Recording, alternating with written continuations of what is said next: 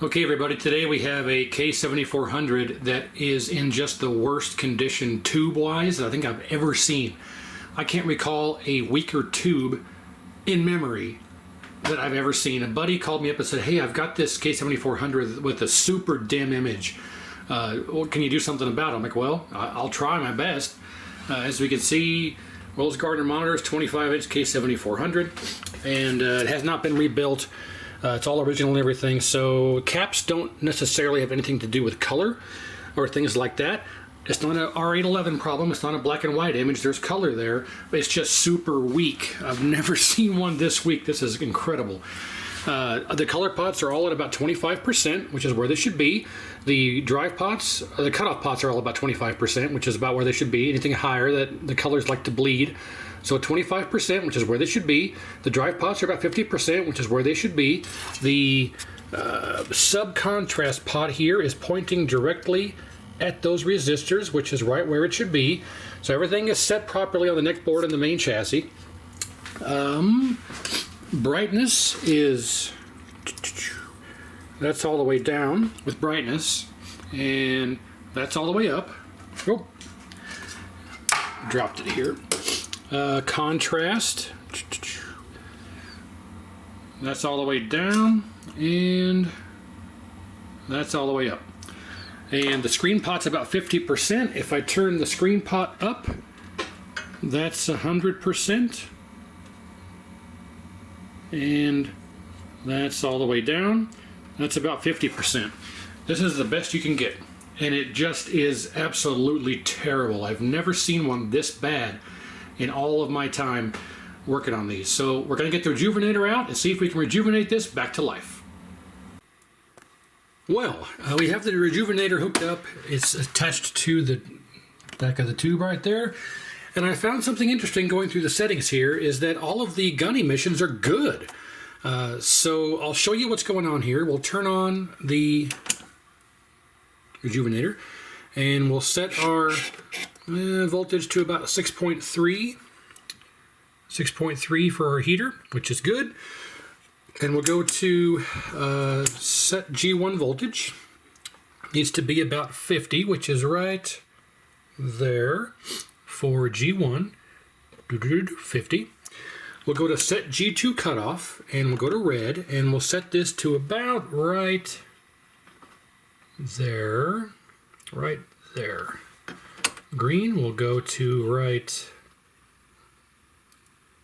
there, and blue, we'll go right there. So you saw how weak and tired this appeared to be. So now if we go to set color tracking, and we'll go to right there to set tracking. Okay, so now all of our settings are set right about there. Right there. So right there is where everything should be. So now if we go to read emission, boop, we'll go to red, and look, it's right smack dab in the middle of the good. If I go to green, right smack dab in the middle of good. Blue, right smack dab in the middle of good. So all of our guns are emitting fairly well. You would expect this, with how weak it is, to be down here in the bad, but all three of our color guns are good. Blue, green, and red. No issues. So, if it's not actually a weak tube, what is the cause of the super weak image? I went ahead and removed the original neck board. This is the neck board that was on this to begin with. And I installed a spare that I had. Actually, I gotta disconnect this. There we go. And this is a spare one that I've got that I've done a rebuild and a reflow on and caps and everything. So this one is a spare that I rebuilt for just such an occurrence, or an occasion I should say. So that is on there. Let's turn this on, and I gotta plug this in here. And look at it now. So we have an issue with the neck board. So you would think that this is an issue with the tube being weak, but nope. This is an absolute issue with the neck board. What could be causing it? Well, I'll bet you I know what it is. Let's turn the brightness down, contrast it all the way down, and now we gotta turn our screen pot down. And we'll go right there. Okay. Now we'll turn our contrast back up.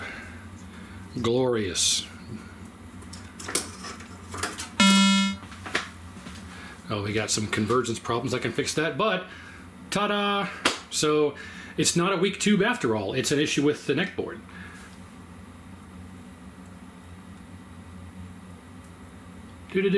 So colors are way off. It's way too blue, but that's not the issue.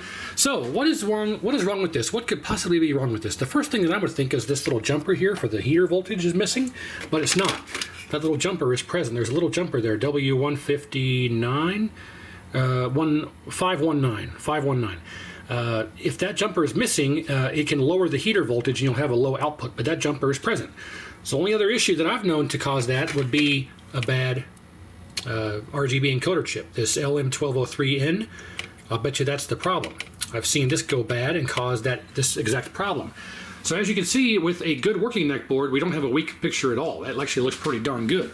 We need to turn our blue down. I'll have to grab a screwdriver here, and let's turn our blue down. And that actually looks pretty good. Look at that. We're too red.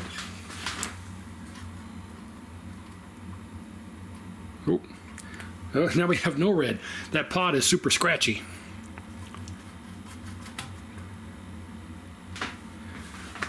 Look at that, boys and girls. That is awesome. Fantastic. So, I need to replace this chip on this neck board and see if that fixes the problem. I bet you it will. So I just happen to have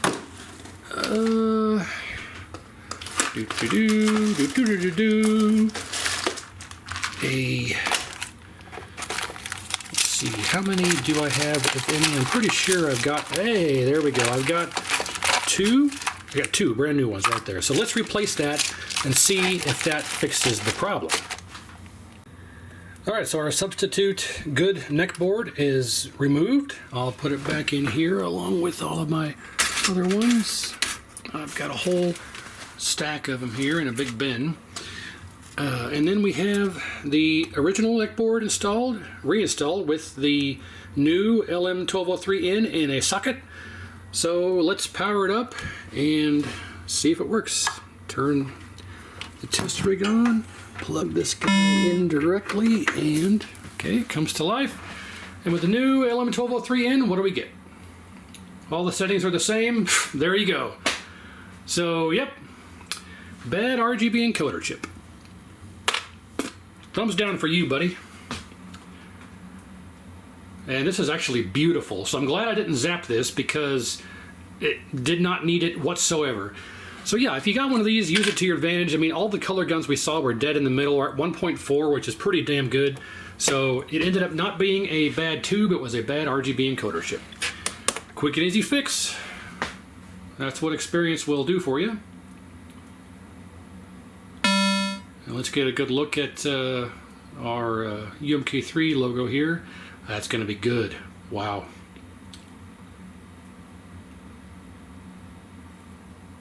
Boom.